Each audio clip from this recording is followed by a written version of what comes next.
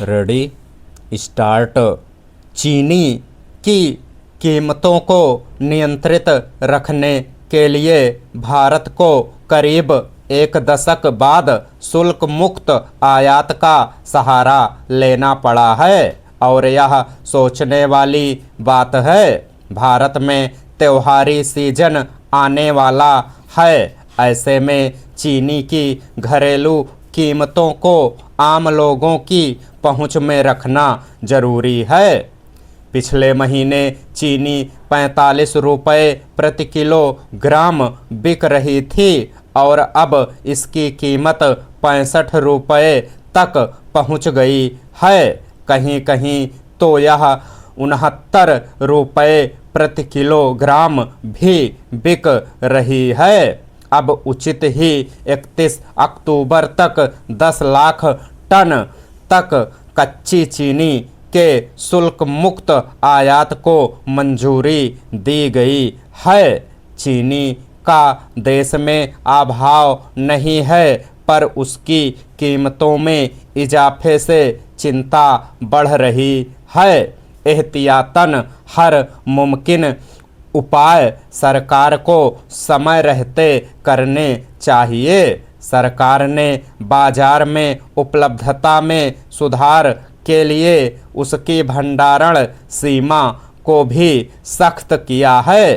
चीनी की अधिक खपत करने वाले उद्योगों को भी निर्देश दिए गए हैं। बिहार सहित अनेक राज्यों में सरकारें अपने स्तर पर इसकी कालाबाजारी व जमाखोरी रोकने में लग गई हैं। सजग रहना होगा। देश में कई बार अफवाहों की वजह से भी कीमतें या महंगाई बढ़ी हैं।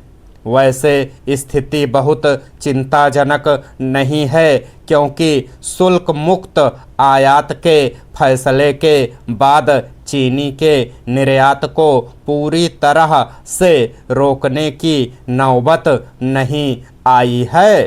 चीनी निर्यात के जो अनुबंध पहले से हैं उनकी पालना होगी और अमेरिका, यूरोप के लिए निर्यात का क्रम बना रहेगा। इसके अलावा चीनी का नया सीजन शुरू होने वाला है तो कीमतों में कमी आएगी। हालांकि इस विषय को विस्तार से देखना चाहिए कि आखिर चीनी की कीमतों में तेजी के पीछे क्या कारण हैं। क्या गन्ने की पैदावार के एक बड़े हिस्से को चीनी मिलों में भेजने के बजाय एथेनॉल मिलों में भेजा जा रहा है?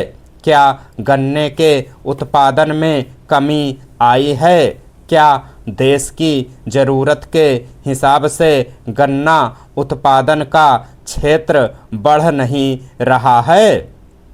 एथेनॉल की बढ़ती ज़रूरत को पूरा करने के लिए क्या गन्ना उत्पादन बढ़ाने की कोई योजना तैयार की गई है? ये ऐसे महत्वपूर्ण सवाल हैं जिनके जवाब तलाशने के लिए कृषि मंत्रालय के साथ ही पेट्रोलियम मंत्रालय को भी कदम उठाने पड़ेंगे। जो कंपनियां एथेनॉल उत्पादन में लगी हैं उन्हें अपने स्तर पर गन्ना उत्पादन को बढ़ावा देने के लिए काम करना चाहिए। गन्ने की विविध मांग बढ़ रही है तो गन्ना किसानों को भी ज़्यादा लाभ मिलने चाहिए। निस्संदेह चीनी की उपलब्धता और कीमत संभालने का काम सरकार आसानी से कर सकती है। भूलना नहीं चाहिए कि समय के साथ देश में खाद्यान्न उत्पादन लगातार बढ़ रहा है। ज़्यादातर बुनियादी खाद्य पदार्थों के मामले में हम आत्मनिर्भर हो चुके हैं। गेहूं, चावल, सब्जी, फल दूध में भारत आगे निकल चुका है।